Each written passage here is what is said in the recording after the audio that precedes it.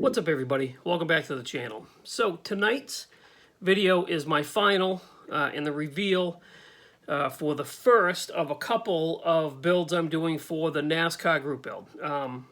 We all know the build is put on by Jeff at Jeff's Model Car Garage and Fred Henry over at West Georgia Rods and Customs. The first one I built, and I actually wanted to put out this video earlier today, but it was Mom's birthday today, and we went, and when I say Mom, I mean Heather's mom, but she's Mom. We went and spent the day with her for her birthday, and she is a big supporter of this channel, and I know for a fact she's watching. So happy birthday, Mom. We had a blast hanging out with you today. So this video is going out a little bit late. That's okay. I snuck it in. Okay, so back on track. What I did was the first one I built is the Cale Yarborough Mercury Cyclone spoiler 2 bipolar lights. This kit came out pretty nice. Fought me quite a bit in the suspension and the fit and finish of the model. So I think it came out really good for what it was. You'll see when I show it to you. The second model I'm going to build, hopefully by the end of the season. If I miss the deadline, I'll miss the deadline. I'm not going to put too much stress on myself. But that's going to be this one. This is the next one coming up. I do have a couple of builds that I want to do before I can start this one. So our Model Club show is coming up in October. And there's a club challenge Lamborghini build that I'm doing. And my first ever group build starts May 1st. And I'm going to do a build for that. So got to squeeze those two in, and then this one. So I should have plenty of time to get this done before the end of the NASCAR season. Hoping. But anyway, back to this one. So this is the Cale Yarborough car, but Mark Batson sent me some decals, and it had a bunch of, it had some other numbers, and you could build other cars. So I started doing some research. Admittedly, not the biggest NASCAR fan. I did watch quite a bit of it, you know, in the 80s and 90s, and during the Earnhardt era. I was a fan then, but not so much of the earlier stuff. So I started digging in and researching some of these other cars, and I found some information about somebody that drove a Wood Brothers car in this livery. And I was just absolutely fascinated and blown away by the story. So you'll see it when I show you the model, but I didn't build Cale Yarborough's car. I built the number 41 Swede Savage car. Swede Savage was born David Earl Savage Jr. He was supposedly this natural, charismatic, race car driver that was just, he was born for it, apparently. Raced motorcycles, did all kinds of stuff, impressed all kinds of people. He raced NASCAR, he raced SECA sports cars, and then he got into Indy cars. So the car that I built, he raced in the 1969 Daytona 500, made it to lap 123 and then crashed because the wheel flew off. So, but he raced two races for the Wood Brothers. He raced one for Smokey Yunick, I think, and then one for Banjo Matthews, I believe, if I remember what I read correctly. He then, after the NASCAR thing, he raced SCCA stuff, was partners with Dan Gurney, then he went back to racing motorcycles, and then he ended up getting into Indy cars, and this is where it gets crazy. This is where his story gets crazy. So he raced some IndyCar stuff. He competed in the 1972 Indy 500, did not finish. He had engine failure and didn't finish. Then he started the 1973 Daytona Indy 500. So in qualifying, this dude absolutely shattered the track record. He qualified with an average speed of 196.58 something. Absolutely, like, shattered the track record. And then the Indy 500 was delayed for rain until that following Wednesday. And then he started the race. He ran good.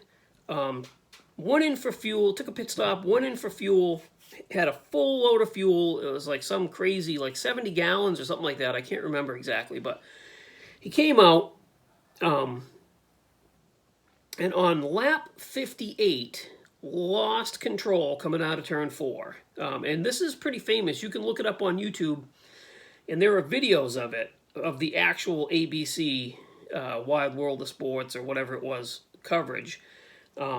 He loses control coming out of turn 4, spins, hits the retaining wall, car, massive explosion, like 60-foot tall plume of like fire.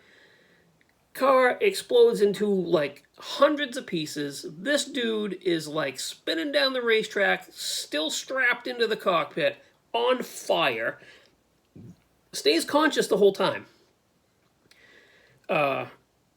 They get him out. They bring him to the hospital. He's in the hospital for like 33 days and then dies of complications from the crash. So while I should backtrack a little bit. During this crash, one of his teammate, I can't remember the guy's name, but it was his teammate, so another car, a crew member or pit member from that other team is over the wall and running to the crash to try and help pull Savage out of the car, gets hit by a fire truck and killed instantly. Can't make this stuff up. This is insane, to me anyway. And then, like I said, 33 days later, he dies. And still not, they say it's from complications from the crash. But a few years later, his doctor wrote a book and said that it wasn't from the complications of the crash, that he got a tainted blood transfusion. And that's what killed him. Pure insanity. Pure insanity. I feel horrible. The guy left behind like a wife that was pregnant with a 7-year-old daughter. It's just crazy. And from what I understand, the guy was a natural. Probably would have been one of the all-time best race car drivers ever had he survived. So I thought, yeah, I've got to build that car. That's just insane. So look him up. Swede Savage. You can YouTube him, you can Google him, you can do all that, and you'll find his complete story. It's fascinating to me anyway. So let me turn the camera around, and I got the car set up over there, and I'll show you how it came out. I'll be right back. All right, guys, we're back.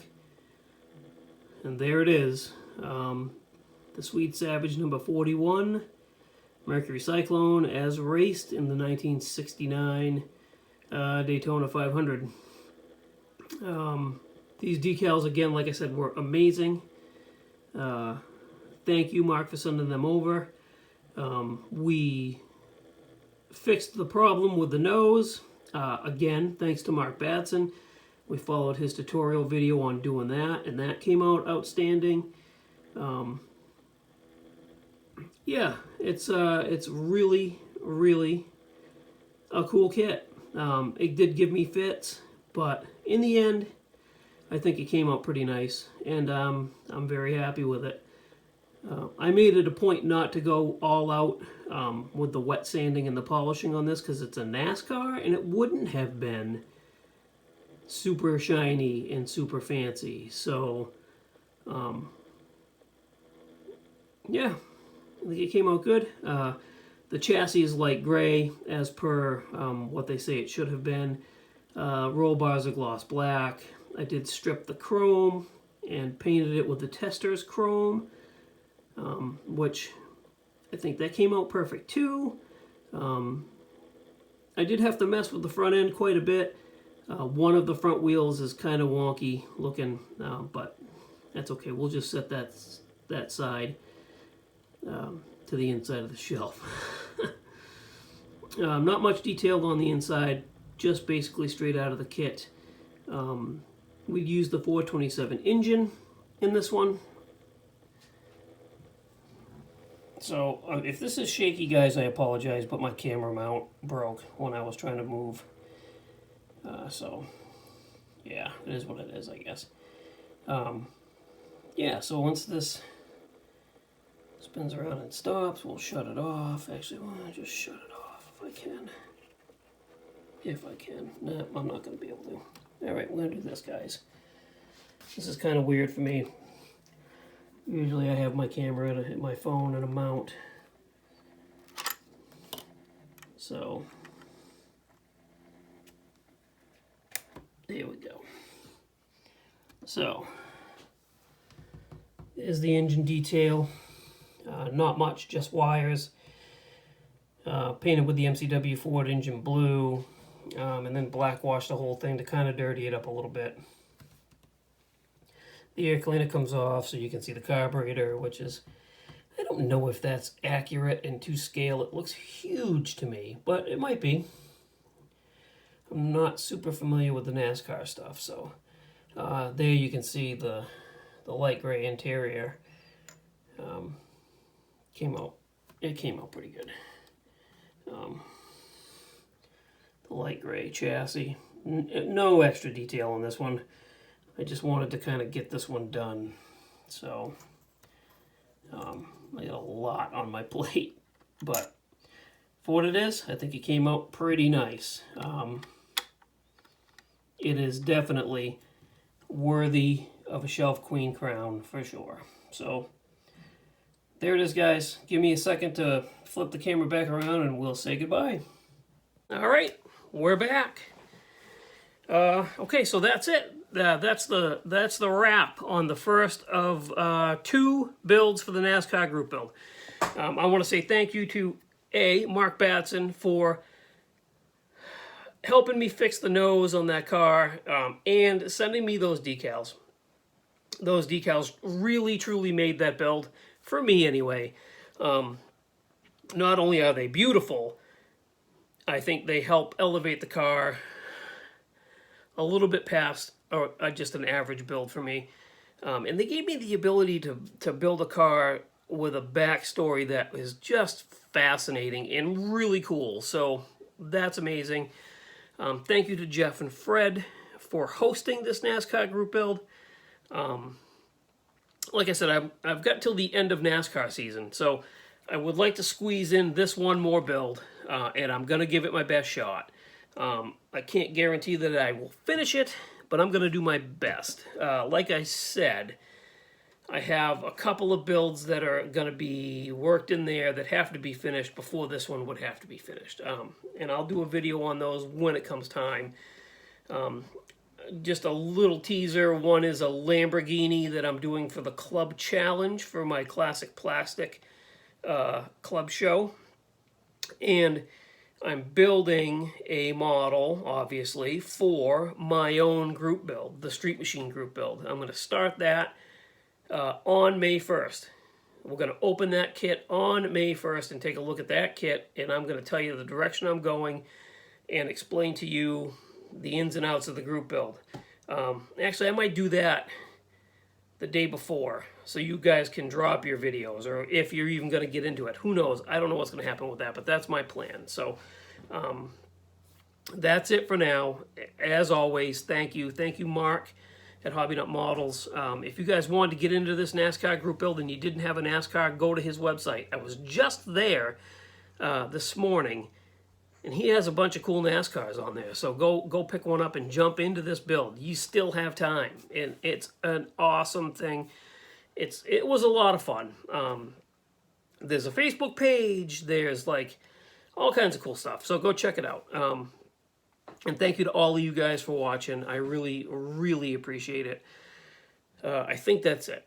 I'm going to wrap it up, and I will see you again at the beginning of the week. So it's been nice. I have a lot of yard work coming up to do. A lot of yard work. The snow is gone, and I can see the mess from this past winter. And I have like a little over an acre of maintainable lawn and gardens that I have to take care of. And it looks like a war zone out there right now, guys. It's bad. So I got to get rolling on that. And this week is going to be cut short for me because Friday morning I'm hitting the road for NNL East. And I will do my best to bring you guys with me and show you my process and how my 2 days go. So look forward to that. And yeah, but in between then, I'll see you. And we'll talk about some stuff. I'll go over the group build, my group build a little bit.